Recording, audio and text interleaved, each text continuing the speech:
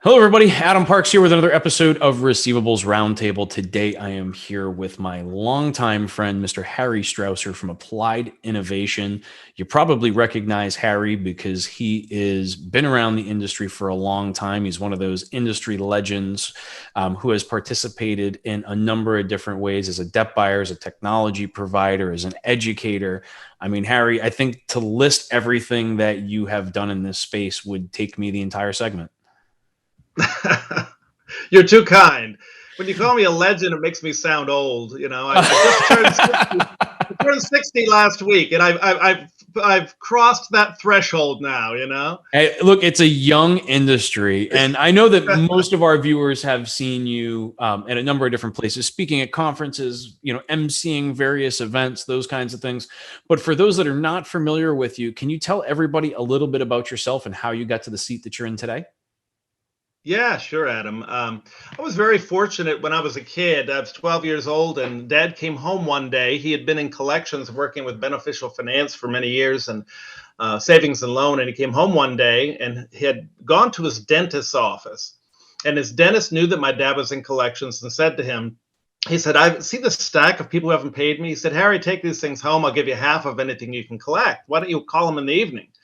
And he literally came home one day and he told the family, he said, we're in the collection business. And that's how it started when I was about 12 years old. And they got another client and then another one. And then, I started filing ledger cards and emptying trash cans in the little office that we had into the late 70s. And that is what started what was really a career in the industry. I always had two loves, though, one of which was I wanted to be in collections like Dad, but I also loved to speak. I was one of those unusual people. I was a Boy Scout. One of my first merit badges was public speaking. People thought you were crazy.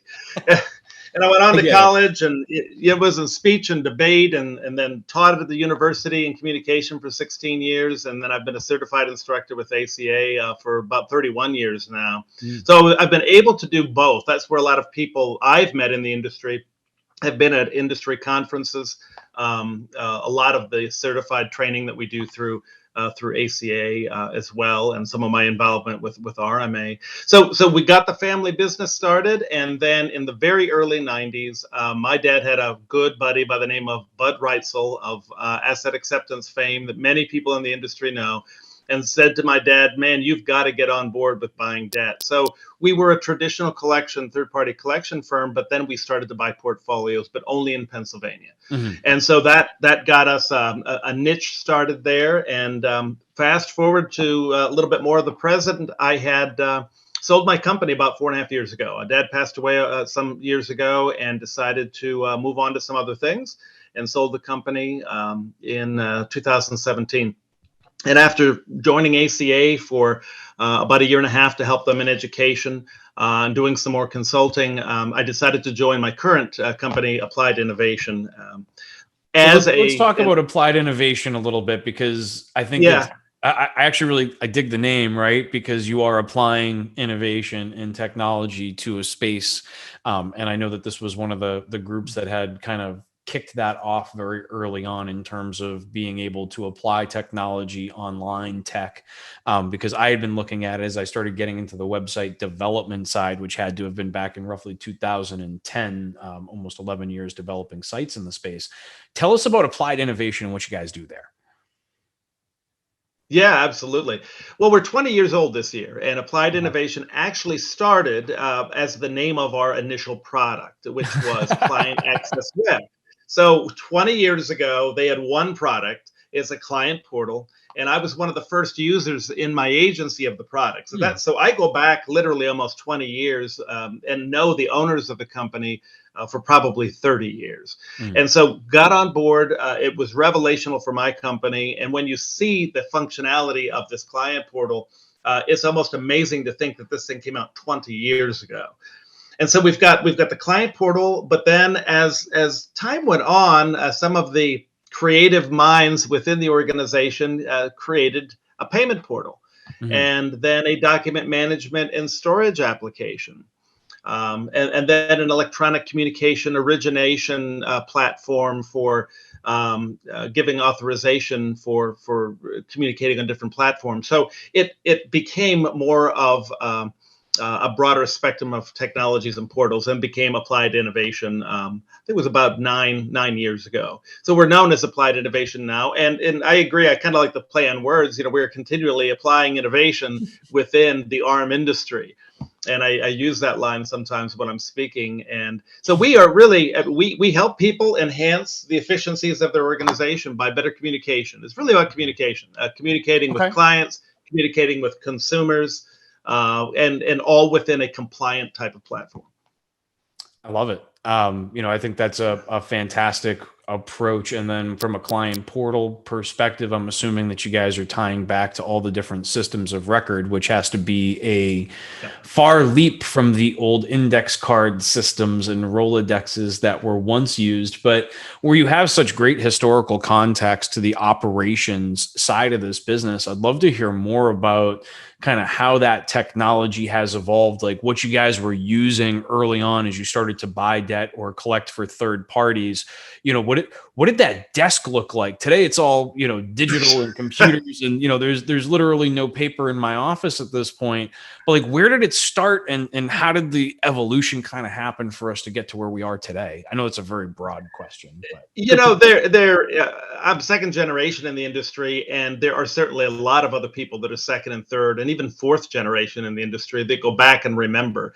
Because I got started so early, is kind of an interesting perspective to have been in the family company when we had virtually no automation. We had rotary phones, we had old wooden desks, and everyone smoked back at that time. So when you walked into an office, I'm not kidding you, you had to go like this to make your way to the back of the office, because the plumes of smoke, and a collector would be on a phone, a rotary phone. They would have a card in front of them. Everything was on a 4x6 ledger card that had been typed on. You hand wrote the notes on it, and they'd have a cigarette here talking to somebody on the phone. And when I say most people, literally most collectors back then were smokers. Now, of course, that whole culture has changed dramatically since then, but we really had no technology. When we had to pull accounts for letters, you would have to go through massive file boxes, pull them out, look at whatever happened the last time, put them in piles according to letter type,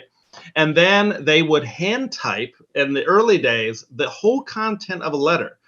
And they thought that they were becoming really savvy when they went to, imagine this, they went to a printer and had the content of the letter printed. So all they had to print, type on it was the name and address and the amount and who they owed.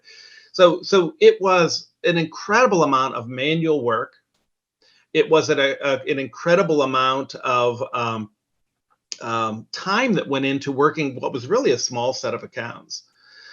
So that was back then, and then we started to move forward. And then the first computer came out as a TRS-80 Tandy system by Radio Shack. And this very specific, Harry. That was very specific. That was the first one, because it was the Radio Shack. Yeah. And we were in the cutting edge, because we got one of these, and when we got it, we were able to simply input some data so that you could send a statement to your client. That's really all the thing did. The interesting thing about those systems is that they were saved and backed up on 8-inch floppies. So every Friday, my mom about 3 o'clock would say, "Okay, I'm gonna go iron." And there was a mechanism. It was a magnetic device that plugged into the wall, into an outlet, and you would go over each floppy disk to remove the data. So you might have 40 of these disks. You'd have to get the data off and then put each one of those in and remove it to save your data for the week. So the next time somebody is trying to sort through 1.2 million accounts, into some type of a report to download, and they're bitching because it took 30 seconds, and I can't believe how slow my system is. That's the way it used to be. Wow. So you guys were doing like the physical magnetic data removal. And I'm familiar with the process. It's a data destruction process now. That is really cool. So as you kind of went into that technology phase, at what point did you actually start tracking kind of individual account management? Like when did we start to see the systems of record as we kind of envision them today? Like when did we get to the point in which account data was being stored?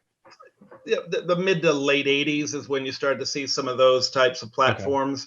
Okay. And most of them were homegrown. So my family hired a programmer, and we had a homegrown system for many years. And then had enhancements to that. And you still find, some of these systems that are still out there. Very rarely today. Most people have migrated to one of the well-known platforms, but that's where it started, and it was very limited functionality. The green or amber screens. I do remember. And some companies still have those today too, but at least it enabled you to better manage and create reports, and bill your clients and put the notes in, and that was a huge enhancement. And then as the time went on, what the thing about technology is really expensive when it first comes out. Sure. And we were moving very slowly with technology back then, and we, as an industry, have been kind of behind the times with technology, largely because of regulatory issues. But we're at a point now where it is just moving so fast. So where we were dragging before, for instance, call recording. Well, call recording really made sense many years ago, but it was cost prohibitive for an average company. It was tens of thousands of dollars. And now today, everybody's got VoIP phones, internet phones. Everything's automatically recorded. All right, Harry, I got a real question for you here. Do you still have a home line? I do not. Okay. I got rid of my landline. You thought I did. I could tell by the way you asked. Actually, I figured that you had already kind of moved past that point, but I had to ask. I was curious to see kind of like how generationally we look at those things. I mean, look, the first phone in my home when I was growing up was also a rotary phone, and didn't even have one of those little extra things on the handset so you could hold it with your shoulder, right? Like it was very old. Yeah, right. I grew up in my grandmother's home, and so I was kind of used to that technology. And I remember watching kind of like that evolution of the individual phones. Now, you're right, everything is VoIP, right? It's an internet connection, it's your mobile device, and sometimes those things are synonymous. And one of the problems, though, that you have, and this is what's happening with the remote work we're doing now. So I live in Pennsylvania. I work remotely out of the beautiful farmlands here. I've got 8 acres. I look at the farm fields around me. But what that means is I don't have digital that comes to my property. And so I've got this satellite device, and it's connected through T-Mobile, and it's not the best, and it's not the most powerful. And I think that's one of the challenges that we see today. So it's inexpensive, there's incredible availability, but there are still a lot of pockets across the country where you can't get some of the technology that you would like. But yeah, I got about 3 years ago, I got rid of my landline. And because I never, it would ring all day, and they were just all spam phone calls. It was actually irritating to me hearing the phone ring all the time. But once again, because of the connectivity, I have no cell service where I live here. So I have a booster with Verizon through the internet. And if the internet is down, I can't use my cell phone. It's like I'm completely dead in the water. How does that function for you from the perspective of like weather conditions and leveraging satellites for your internet? Do you have like line internet in and the satellite for the higher speed, or how are you set up for that? No, it's just a wireless satellite on the side of the house. That's the only thing they can bring out to where I'm at. It is weather doesn't impact the internet so much. The TV and that type of thing, it does. We've got a satellite dish for that too. But the reason I mention that is that although we've got these technologies, we still amazingly, with people working from home, we're very reliant upon each individual's unique connectivity or lack thereof. I have a team member that goes up to your area every year. She goes to visit her grandmother, and it's outside of Punxsutawney. And she literally, like, she'll message me a week or two in advance and be like, okay, so here's the times that I'm going to go up onto the hilltop to get my emails and my cell phone signal. If you need me, call my grandmother's house, right? Well, that's the way I am too. I mean, if I have an emergency, I have to go up to the top of the hill outside of my property here to get a service. So, but these technologies, when you look at where we've come from and where we are today, and how it is moving so fast today, and it is it's affordable. So back then, a lot of the bells and whistles of technology, it was really cost prohibitive, and small companies couldn't do it. Today, if you want to text, if you want to email, if you want to get involved in contemporary communication, you can do it. And that's why I think you've got a lot of companies that are in the technology space, and that's where we'll be headed. Sure. I mean, I'm working from home today, right? Like, normally I record these from a studio, but because technology is available and replicatable, I'm able to, just kind of do these things from home when I need to. Which works out really well. I've always been curious about kind of that evolution. I'd always heard stories about the Rolodexes and the index cards, but it's interesting to kind of hear the baby steps that were taken, right? Then you went to kind of an invoicing platform, then it started to come out to more account management, and then we can improve on the reporting and the functionality of those things as we moved into kind of that DOS based and command prompt run type systems to where we're at today, right? Because then it went to like on premise, and everything was on premise, and then it was on premise and locked down, and now we're kind of breaking out of that on premise world and looking more and more at cloud solutions. And what is that ultimately? That's right. And I think that freaks people out a little bit too, as we look at, I mean, the cloud to me is just a computer that is somewhere else. Right. It doesn't really change anything. It's just that computer is now elsewhere. If you're in a colo environment, or if you're leveraging a full box environment with Azure or Amazon or Google or any of the other, service providers that are out there. How do you feel about like having that kind of background and getting and watching this whole evolution continue to happen? How do you feel about the movement from the on-premise to the cloud? I think it's important, because what we've found is that many companies struggled with the on-premise.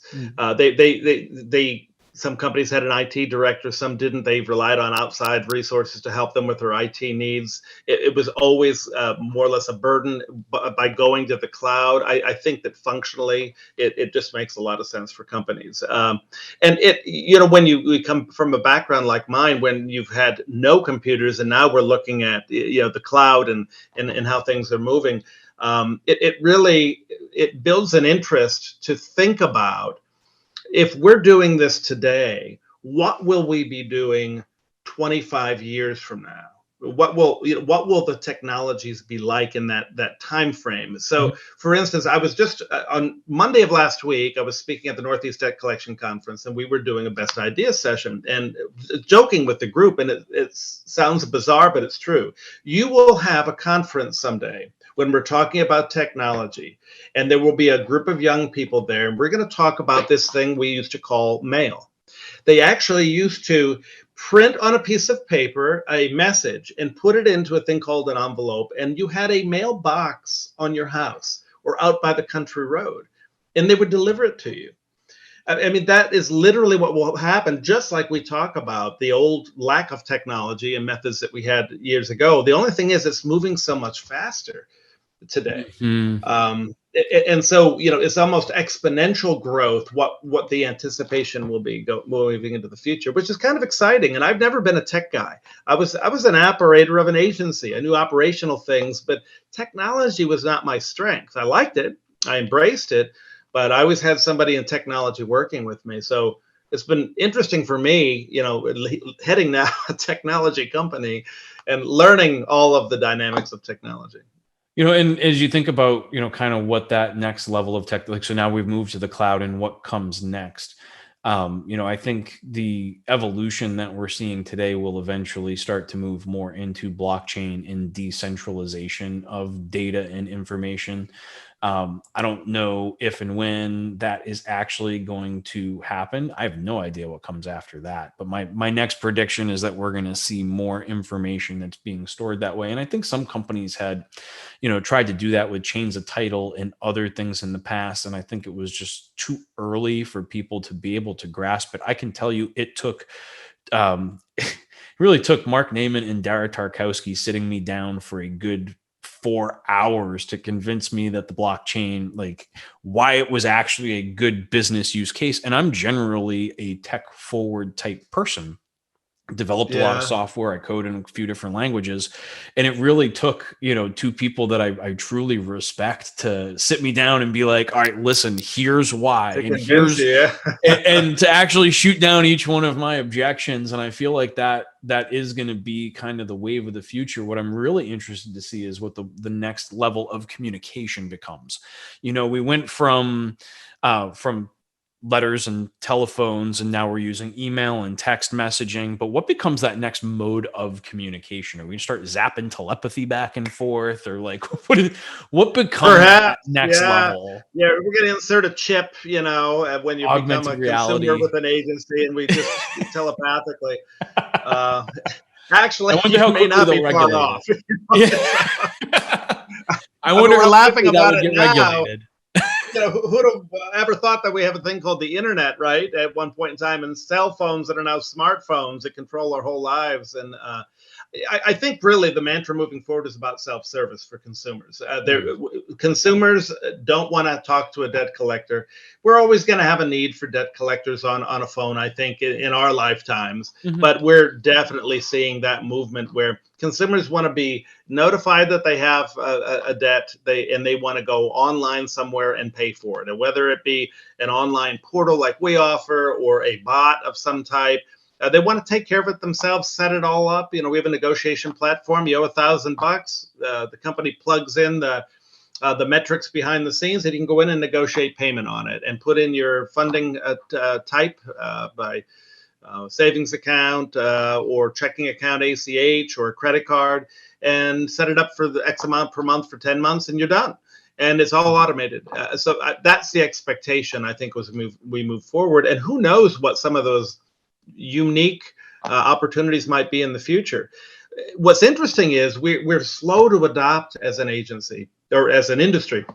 For instance, when I was at the Northeast Debt Collection Expo last week, many people in the room, when we said, how many of you are texting? About 2 hands out of about 60 hands went up. How many of you plan to text over the next year? Maybe about a half dozen hands.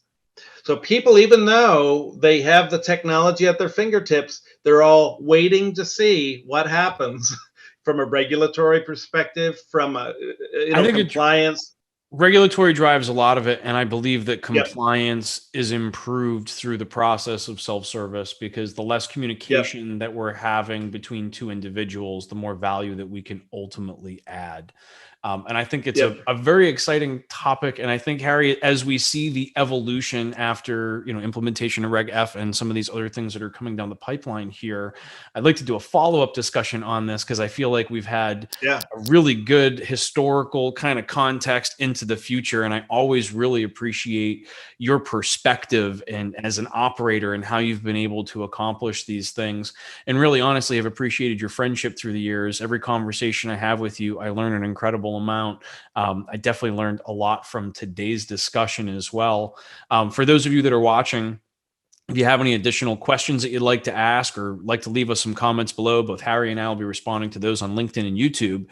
If you have any additional topics that you'd like to see us discuss or guests that you'd like to see me interview, you can leave those comments below as well, and we will be going through and responding to those. We're going to continue to create great content for the industry, by the industry. In the short term, Harry, I really appreciate you taking the time to participate with me today. I feel like this was just a great discussion. Thanks so much, Adam. It was great being with you today. Awesome. We'll talk to you again soon. Sounds good.